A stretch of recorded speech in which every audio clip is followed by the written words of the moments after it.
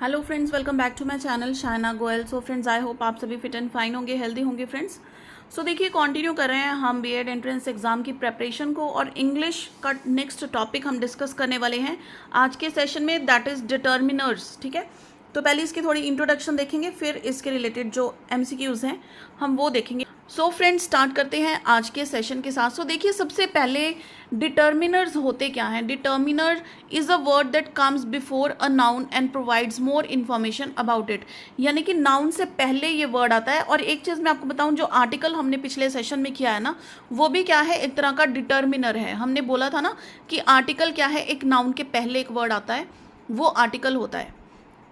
सो determiner में article एक type है डिटर्मिनर्स की। ठीक है जी, तो जैसे जैसे हम इस चीज़ को एमसीक्यूज भी डिस्कस करेंगे आपको और ज़्यादा क्लियर होगा। तो देखिए, जो टाइप्स ऑफ डिटर्मिनर्स है यहाँ पर कौन कौन सी हैं। फर्स्ट इज आर्टिकल्स, पोजेसिव्स, क्वांटिफायर्स हैं, डिस्ट्रीब्यूटिव्स हैं, न्यूमरल्स हैं, इंटेरोगेटिव्स हैं, एक्सक्लेमेटिव है, नेगेटिव डिटर्मिनर्स हैं, डेमोन्स्ट्रेटिव डिटर्मिनर्स हैं। और ये जो ब्लैक में लिखे हुए हैं ना, A and the, this that these those, ये सारे के सारे हमें वर्ड्स यूज़ करने होंगे सेंटेंसेस में। ठीक है, जो कलर्ड हैं वो सारे टाइप्स हैं, लेकिन जो ब्लैक में लिखे हैं ये वर्ड्स हम अपने सेंटेंस में यूज़ करेंगे डिपेंडिंग अपॉन द सिचुएशन कि क्या वहाँ पर हम यूज़ कर सकते हैं। क्लियर है जी, चाहे आप इस चार्ट का जो है स्क्रीनशॉट लेकर रख सकते हैं। Now we will move on to the MCQs. So देखिए, क्वेश्चन क्या है, choose suitable determiners to fill in the blanks below from the given alternatives. तो दो फिल इन द ब्लैंक्स हैं, हमें जो बेस्ट सुटेबल लगता है डिटर्मिनर वो हमने यहाँ पे फिल करना है। First one is mister Sharma went to bazaar and bought dash honey from dash shop. अब हनी है, हनी क्या होगा, या तो थोड़ी सी हनी होगी, ज़्यादा होगी, ऐसे तो नहीं हम बोलेंगे कि 1 हनी 2 हनी। ठीक है, लेकिन ये क्वांटिटी क्या है, एक तो हम बोलते हैं कि जिसको हम नंबर में क्वांटिटी बता सकते हैं, एक होता है कि हम बता सकते हैं थोड़ा है या फिर ज़्यादा है। ठीक है, तो यहाँ पे क्या आएगा, सम आएगा यहाँ पे। ठीक है, सम। अब देखो, तीनों ऑप्शंस में सम है, लेकिन शॉप क्या है, एक कॉन्सोनेंट है, ये वोवल नहीं है। सो यहाँ पे क्या आएगा, सॉरी, ऑप्शन ए आएगी, सम एंड एन नहीं आएगा, द नहीं आएगा। क्योंकि द किस लिए यूज़ होता है, जब हम किसी पर्टिकुलर चीज़ के बारे में बोल रहे हैं जो आपको भी पता है, हमें भी पता है कि भैया उसी शॉप पे मिलेगा, ये वो जो नुक्कड़ पे शॉप है, बिल्कुल कॉर्नर पे शॉप है, वहीं से हनी मिलेगी। लेकिन ये कह रहे हैं कि किसी भी शॉप से, फ्रॉम अ शॉप। ठीक है, so option A is correct here. Next second question, dash shopkeeper gave him dash Honey. अब यहाँ पे देखो, एन शॉपकीपर तो आएगा नहीं, इट मीन्स फर्स्ट ऑप्शन तो बिल्कुल ही गलत हो गई है ना, फर्स्ट ऑप्शन तो नहीं आएगी। Then the shopkeeper gave him some honey. अब यहाँ पे द क्यों आया, क्योंकि ऐसे तो नहीं कि कोई भी शॉपकीपर दे रहा है उसको, जिस शॉप से उसने हनी ली है ना, द शॉपकीपर, वो वाला शॉपकीपर उसको थोड़ी सी हनी दे रहा है, some honey. So option B is correct. Third, in my last summer vacation I went to dash historical place. I went to, क्या आएगा, द आएगा या फिर अ आएगा। अब देखो, एन तो नहीं आएगा, या फिर अ आएगा या फिर द आएगा। यहाँ पे क्या आएगा हमारे पास, went to a historical place. अब कौन सी हिस्टोरिकल प्लेस हमें वो नहीं पता है ना, तो इसलिए went to a historical place. Next fourth one, it was dash very beautiful place. Next fourth one, it was dash very beautiful place. It was a very beautiful place, बिल्कुल sentence का जैसे फ्लो चल रहा है वो हमें correct answer की तरफ लेकर जा रहा है। जैसे आपकी थोड़ी सी भी इंग्लिश अच्छी है ना, तो आप बोल के देखोगे it was a very beautiful place, सीधा मुंह से अ ही निकलेगा।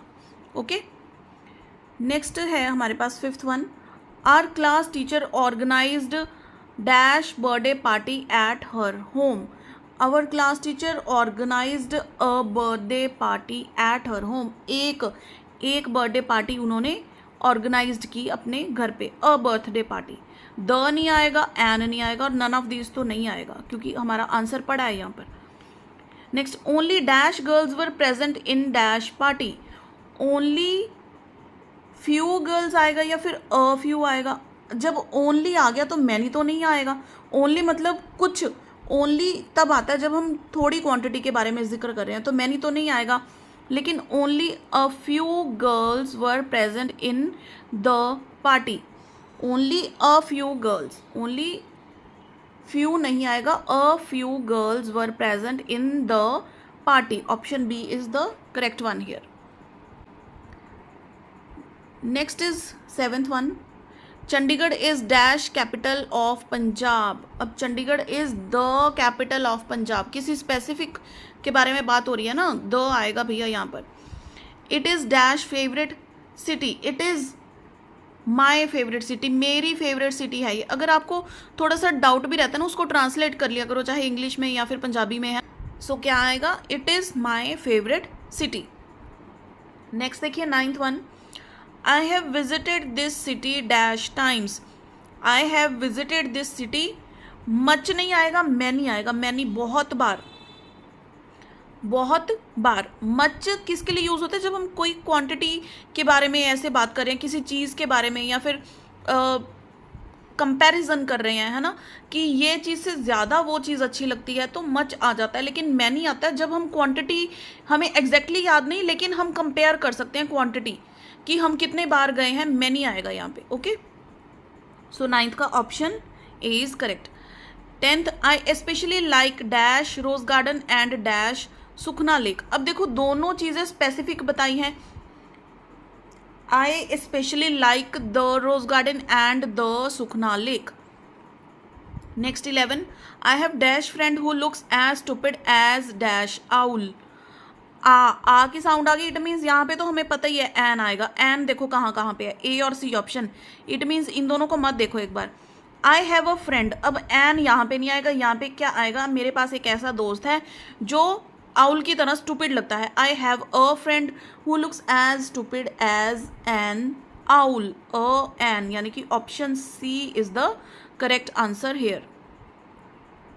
अब ये चीज़ मैंने आपको समझानी होती है ना, इसलिए थोड़ा टाइम लगता है, लेकिन जब आप पेपर में बैठे होते हो ना, दिमाग इतना डबल स्पीड पे काम करता है कि हम सीधा सीधा पढ़ते हैं और आंसर को टिक करते जाते हैं।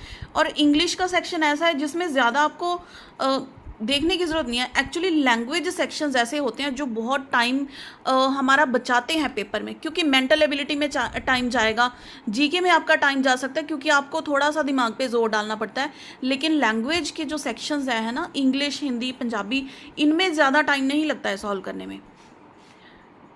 Next question 12, dash poor peasant went off early in dash morning to plough. ठीक है, यहाँ पे क्या आएगा 12th में, a poor peasant went off early in the morning to plough. A poor peasant, अब किसी स्पेसिफिक की बात नहीं हो रही है ना, लेकिन इन द मॉर्निंग आता है, क्योंकि मॉर्निंग हमें पता है डे का फिक्स्ड टाइम कौन सा है, मॉर्निंग, सुबह का टाइम, तो द मॉर्निंग आएगा। Option C is correct here. Next 13 देखिए, he lost dash piece of bread.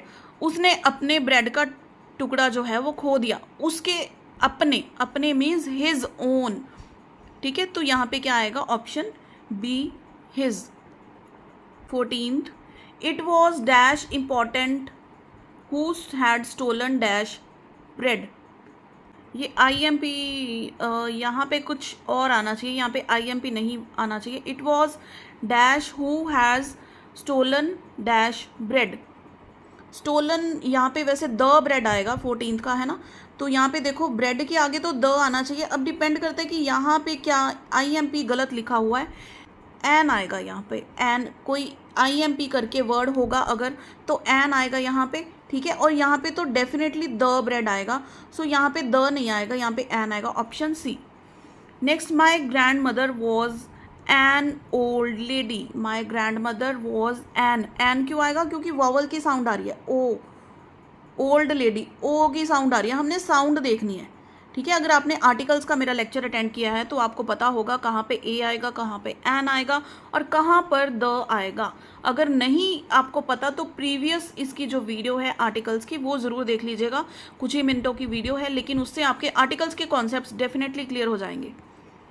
Next 16th, dash parents left me with her. मेरे पेरेंट्स ने मुझे उसके पास छोड़ दिया, मेरे, माई। ठीक है, जब हम ऐसी चीज़ों को बताते हैं ना, लाइक हिज, हर, माई, तो मेरे, उसके, ठीक है, तो हिज, हर, माई, ऐसी वर्ड्स, ये तीनों वर्ड्स यूज होते हैं। ऑप्शंस इसकी राइट साइड में है। She clasped me in dash arms.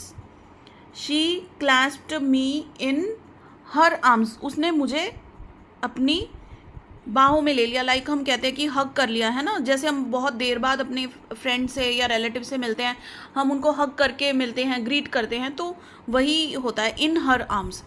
She sang songs for me and told me dash stories. उसने मेरे लिए गाने गाए और मुझे बहुत सारी स्टोरीज बताई. ठीक है, so option A is correct, क्योंकि बहुत सारी मीन्स मैनी. अब काउंट तो नहीं करके बता सकते, लेकिन ये पता है कि बहुत सारी स्टोरीज बताई. Rosie sat on dash bench in dash garden. So क्या आंसर होगा इसका? Rosie sat on a bench in the garden, option A. Next, she was dressed in dash eye catching attire. Eye यानी कि आ की sound आ रही है. हमें बोल के देखना पड़ता ना, इतना फनी भी नहीं है. बोल के देखोगे तभी सही आंसर तक पहुंचोगे. आ की साउंड आ रही है, it means it is the vowel. So यहाँ पे क्या आएगा? Option C, she was dressed in an eye catching attire. ठीक है जी. सो फ्रेंड्स, यहाँ पे हमारा जो ये डिटर्मिनर्स है ये कंप्लीट होता है. 20 जो इसके हमने क्वेश्चंस डिस्कस किए हैं. और अगर आपको ये हेल्पफुल लगी हो, इसे लाइक एंड शेयर जरूर कीजिएगा. See you in the next video. Till then keep watching.